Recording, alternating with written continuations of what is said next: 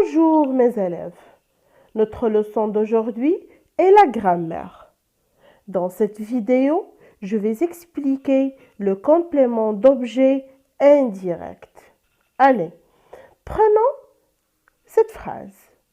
Le malade téléphone à son médecin. Regardez de quoi se compose cette phrase. Le malade, c'est le sujet. Téléphone, c'est le verbe. À son médecin, c'est le complément d'objet indirect du verbe téléphone. Est-ce qu'on peut supprimer le complément d'objet indirect dans cette phrase? Est-ce qu'on peut dire seulement le malade téléphone? Non, parce que si on supprime le complément d'objet indirect, le sens de la phrase n'est plus du tout le même. C'est-à-dire la phrase n'a plus de sens. Et donc, on déduit que le complément d'objet indirect est essentiel à la compréhension de la phrase. Le complément d'objet indirect est indirectement relié au verbe. Cela veut dire qu'il y a une préposition entre le verbe et le complément d'objet indirect. Les prépositions le plus souvent, la préposition à et de. Pour identifier le complément d'objet indirect dans une phrase, on pose la question à qui, de qui ou à quoi, de quoi. Il vient directement après le verbe. On utilise à qui pour une personne, par contre on utilise de quoi pour une chose. Prenons un exemple. Paul pense à son père. Pour trouver le complément d'objet indirect dans cette phrase, il faut poser la question suivante. Paul pense à qui? La réponse, à son père. Le complément d'objet indirect relié au verbe pense par la préposition à. Deuxième exemple. La femme parle de son mari. La femme parle de qui? La réponse, la femme parle de son mari. De son mari, c'est le complément d'objet indirect relié au verbe parle par la préposition de. Exemple, l'auteur parle de son enfance. L'auteur parle de quoi? La réponse, de son enfance. C'est le complément d'objet indirect relié au verbe parle par la préposition de.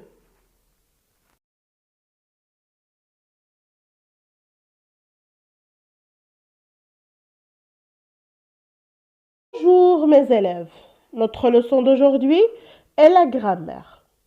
Dans cette vidéo, je vais expliquer le complément circonstanciel de temps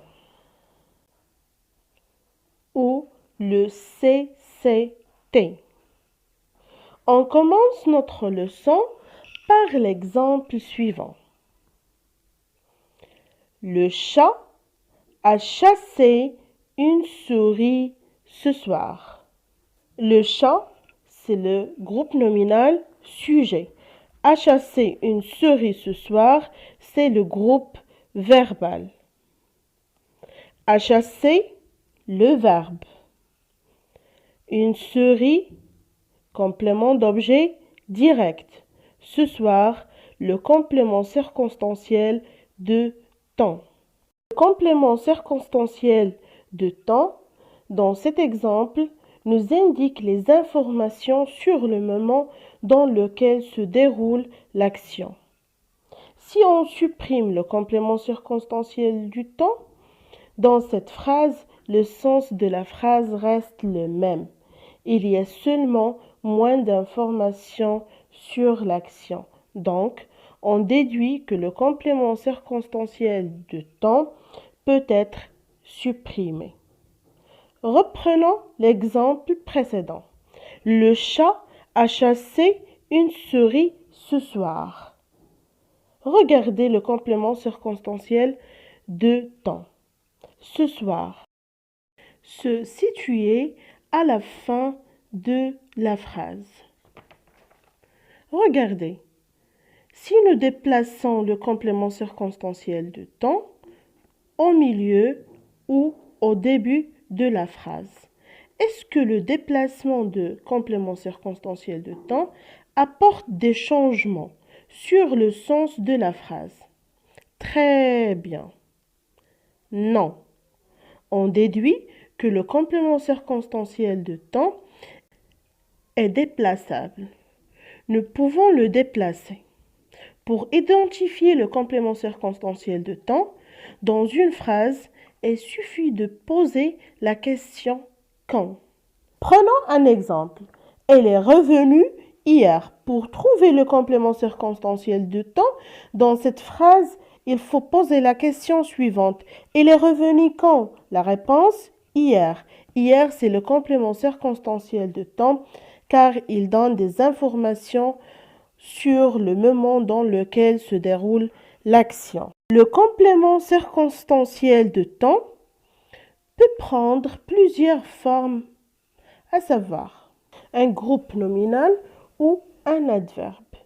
L'adverbe, bientôt nous entrons en CM2. Exemple, il travaille ce soir. Il travaille quand? Il travaille ce soir. Ce soir, c'est le complément circonstanciel de temps, est un groupe nominal.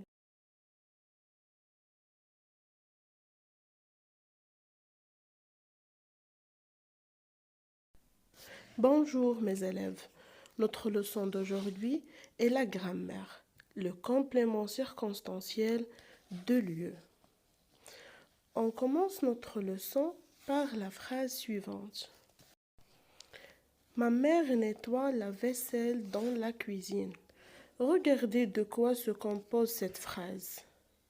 Ma mère, c'est le groupe nominal sujet. Nettoie la vaisselle dans la cuisine, c'est le groupe verbal. Dans le groupe verbal, nettoie, le verbe. La vaisselle, le complément d'objet direct. Dans la cuisine, c'est le complément circonstanciel de lieu.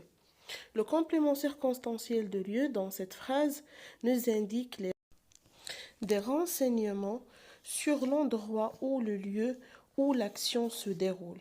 Si on supprime le complément circonstanciel de lieu dans la phrase, le sens de la phrase reste le même.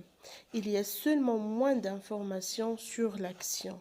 Donc, on déduit que le complément circonstanciel de lieu peut être supprimé, c'est-à-dire supprimable. Reprends l'exemple précédent. Ma mère nettoie la vaisselle dans la cuisine. Dans la cuisine, c'est le complément circonstanciel de lieu, car il donne des informations sur le lieu où l'action se déroule. Observez. Le complément circonstanciel dans cette phrase se situe à la fin de la phrase. Regardez. Si nous déplaçons le complément circonstanciel de lieu au début ou au milieu, est-ce que le déplacement de complément circonstanciel de lieu apporte des changements sur le sens de la phrase? Bravo, non. On déduit que le complément circonstanciel de lieu est déplaçable. C'est clair? Alors, pour identifier le complément circonstanciel de lieu dans la phrase, on pose la question « où ». Prenons un exemple. Elle est partie avec son père au cinéma. Pour trouver le complément circonstanciel de lieu dans cet exemple, il faut poser la question suivante. Elle est partie où?